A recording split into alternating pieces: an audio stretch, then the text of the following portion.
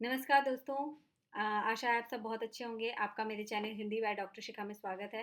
जैसे कि हम सब जानते हैं यूजीसी नेट हिंदी का जो नोटिफिकेशन है वो आने वाला है और यूजीसी नेट का पेपर जून में होगा। ठीक है, तो आज हम बात करेंगे कि नेट एग्जामिनेशन की क्या स्ट्रेटेजी रहेगी, इसका एग्ज़ाम पैटर्न क्या है, इसका सिलेबस क्या होगा और इसकी कट ऑफ क्या होगी।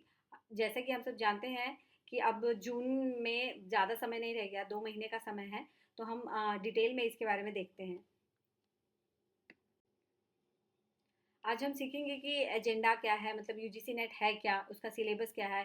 ठीक है, उसकी प्रिपरेशन स्ट्रेटजी क्या होगी, एग्जाम का पैटर्न क्या रहता है, कट ऑफ क्या होगा और कॉमन मिस्टेक्स हम लोग जो करते हैं वो क्या सब होती हैं। ठीक है, इस बारे में हम लोग बात करेंगे।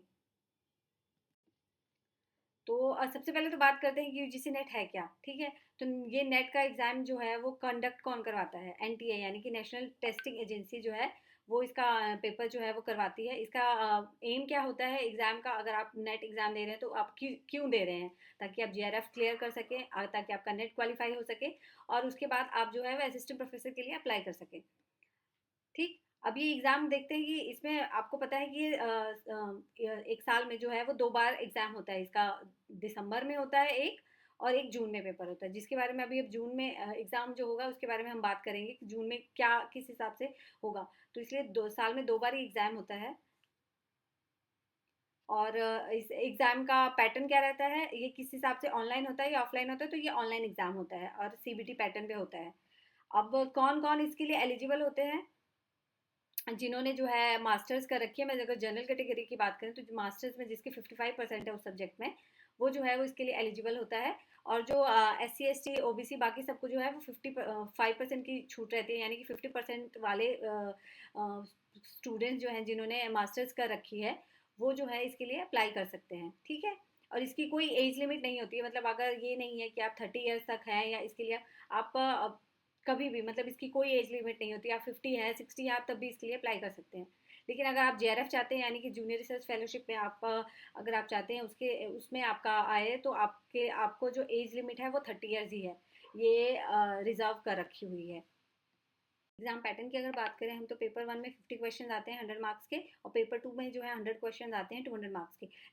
3 घंटे का पूरा पेपर होता है, एमसीक्यू बेस्ड होता है और इसमें कोई नेगेटिव मार्किंग नहीं होती है। और अब हम बात करते हैं कि अगर पेपर 2 में जो है हिंदी में, इसमें 10 यूनिट्स हैं टोटल। इसमें एनालिसिस हुआ है कि कितने परसेंट आते हैं क्वेश्चन। अगर देखिए हिंदी भाषा और उसका विकास से तो अप्रॉक्स जो है 18 to 20% क्वेश्चन इससे आते हैं। ठीक है, और इसमें अपभ्रंश से रिलेटेड क्वेश्चन, देवनागरी लिपि, हिंदी का मानकीकरण, इस तरीके से क्वेश्चन आता है। ठीक है, दूसरा है हिंदी साहित्य के इतिहास। इसमें सबसे ज़्यादा क्वेश्चन आते हैं 20 से 25% के, 22 से 25% के आसपास इससे क्वेश्चन बनते हैं। और काव्य और गद्य विधाओं से जो है 20 से 22% क्वेश्चन बनते हैं। अनुवाद से 15% क्वेश्चन बनते हैं और हिंदी भाषा विज्ञान और हिंदी से जो है वो लगभग लगभग 15% क्वेश्चन बनते हैं। तो ये है इसका, इस तरीके से यूनिट्स डिवाइड है। अब अगर हम इम्पॉर्टेंट टॉपिक्स की अगर बात करें तो इम्पॉर्टेंट टॉपिक्स में आप क्या आते हैं? इसमें यूनिट 1 से अगर देखें तो इसमें हिंदी भाषा का विकास से रिलेटेड क्वेश्चन यूनिट टॉपिक हैं, जिसमें संस्कृत प्राकृत का कैसे हिंदी में उद्भव हुआ। उसके बाद अपभ्रंश की विभिन्न जो है अवस्थाएं, फिर बोलियां जिसमें ब्रज अवधि खड़ी बोली आती हैं, और देवनागरी लिपि का इतिहास। अब यूनिट 2 की अगर बात करें तो इसमें हम आदिकाल, भक्ति काल, रीतिकाल और आधुनिक काल सब पढ़ते हैं। यूनिट 2 जो है वो मोस्ट इंपॉर्टेंट है, क्योंकि सारा हिंदी साहित्य का इतिहास इसी से ही पढ़ा गया है, इसी में ही पूरा कवर होता है। ठीक है, उसके बाद यूनिट 3 अगर देखें तो इस तरीके से बांटा हुआ है कि इसमें रस सिद्धांत क्या है, अलंकार क्या है, शब्दालंकार क्या है, छंद, दोहा, छुपाई, चौपाई, सवैया, ये सब, और कथा और नाटक, ये सब तरीके, उपन्यास, ये सब चीज़ें जो हैं इसमें आएंगी। अगर अब हम बात करते हैं कि कट ऑफ क्या रहती है हर बार, मतलब आप कितना कट ऑफ परसेंट मार्क्स लेके आते हैं तो आप जो है नेट क्वालिफाई कर लेते हैं। तो अगर हम जनरल या ईवीएस की बात करें तो कट ऑफ जो है वो 57 से 60% के बीच में रहती है। और ये जो है ये जेआरएफ की है कट ऑफ, और 48 से लेके 52% के बीच में जो है वो नेट की कट ऑफ है। ओबीसी की अगर देखिए तो 54 से 57% वाले जो कट ऑफ है वो जेआरएफ के लिए है, 45 से 48 नेट के लिए है। SC/ST के लिए और भी कम है, 50 से 54 पे आप जो है जेआरएफ क्वालिफाई कर लेते हैं, 42 से 45 पे आप जो है नेट क्वालिफाई कर लेते हैं। एसटी के लिए भी सेम ऐसे ही है, 48 से 52 पे जेआरएफ एंड 40 से 45 पे आप जो है नेट क्वालिफाई कर लेते हैं। पीडब्ल्यूडी के लिए 45 से 50 एंड पे नेट पे जेआरएफ एट 38 से 40 के बीच में जो है आप नेट क्वालिफाई कर लेते हैं। अब हम देखते हैं कि प्रिपरेशन की स्ट्रेटेजी क्या होनी चाहिए, तैयारी की रणनीति क्या होनी चाहिए। इसमें हर यूनिट की जो है आपको आपको स्टैंडर्ड बुक ज़रूर पढ़नी है, ज़रूर से ज़रूर पढ़नी है। इसमें आपको और शॉर्ट नोट्स अपने खुद से बनाने हैं, आपने सिर्फ बुक्स पर रिलाई नहीं करना है। और आपके लिए आपको सबसे ज़्यादा जो विशेष ध्यान देना है वो यूनिट 2 और यूनिट 5, यानी यूनिट टू जो है वो पूरा हिंदी साहित्य का इतिहास है, और इकाई 5 जो है उसमें काव्य है। कविता से रिलेटेड जितने भी है वो बहुत इंपॉर्टेंट है, क्योंकि वो बहुत बड़ी इकाई भी है, तो इसलिए आपको ज़रूर उसको ध्यान देना चाहिए। उसके बाद आपको पहले फेज़ में ये करना है। आपको दूसरे फेज़ में क्या करना है, जो आपको पिछले 10 वर्षों के जो पेपर है, पीवाईक्यू है, उसको हल करना है, यानी कि आपको सॉल्व करना है।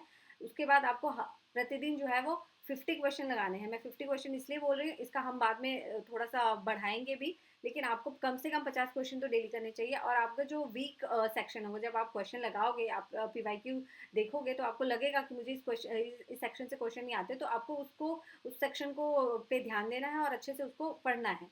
आपको फिर उसके अलावा क्या करना है, आपको तीसरा फेज जो होगा, आपको मॉक टेस्ट जरूर देने हैं। आपको हर वीक में एक हफ्ते में 7 दिन होते हैं, आपको संडे टू संडे आपको मॉक लगाना है। और उस मॉक टेस्ट में भी ये देना है कि आपको टाइम मैनेजमेंट का भी ध्यान देना है, कि आपको हर क्वेश्चन के लिए 1 मिनट या उससे थोड़ा सा समय ज़्यादा देना है, उससे ज़्यादा आपको समय नहीं देना है।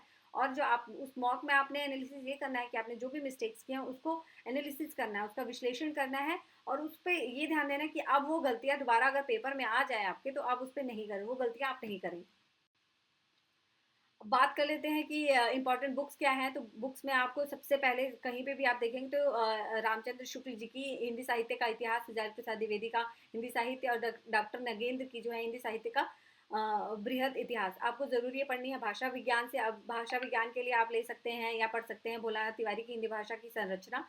और अनुवाद के लिए आपको जीसी रॉय की अनुवाद विज्ञान। और अभ्यास के लिए आपको आप मॉक टेस्ट कहीं से भी दे सकते हैं। अगर आप बुक से देना चाहें तो बुक से भी दे सकते हैं, मैंने ये लिख रखी है अरिहंत की उपकार की। लेकिन आप कहीं से भी ऑनलाइन भी, आप एनटीए की वेबसाइट से भी आप जो है क्वेश्चंस लगा सकते हैं।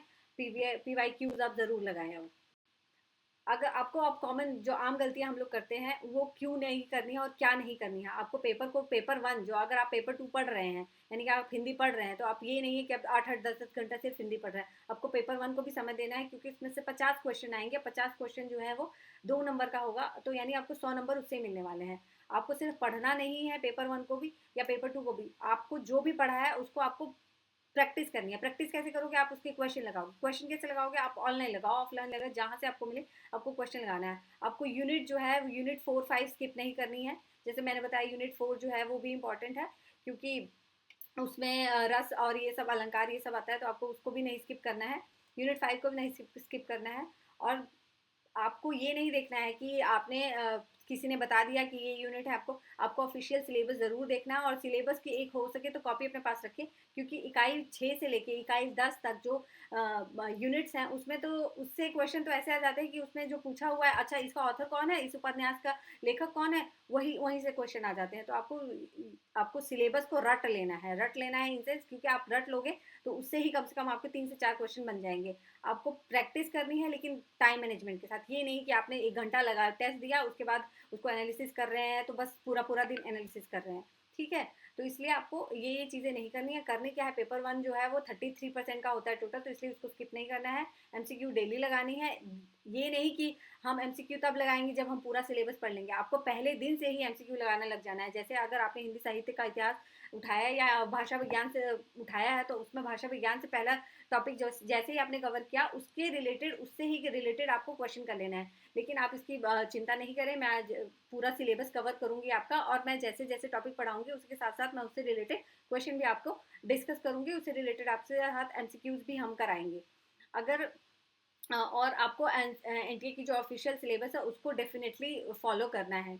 और साथ ही साथ आपको अपने मॉक्स जो हैं वो देने हैं, वीकली देने हैं, और उसको एनालिसिस करना है। और कोशिश करनी है कि जो गलतियां हो रही हैं उसको नहीं करें, और स्कोर अपना इम्प्रूव करना है, ठीक है। आप इसके अलावा आप क्या कर सकते हैं कि अब हम नेक्स्ट वीडियो जो है उस पर हम अब सिलेबस तो अब मैंने आपको बता दिया है। अब हम हिंदी भाषा का विकास क्या होता है, मेरा इस पे वीडियो रहने वाला है। अगर आपको चैनल मेरा अच्छा लगे, हम पूरा सिलेबस कवर करेंगे और साथ ही साथ मॉक भी देंगे और एमसीक्यूज की प्रैक्टिस भी कराएंगे। अगर आपको मेरा चैनल अच्छा लगे तो प्लीज़ सब्सक्राइब करें, बेल आइकन दबाएं और कमेंट है कोई अगर आपको कोई डाउट है तो आप अपना कमेंट सेक्शन में आप मुझसे पूछ सकते हैं। धन्यवाद।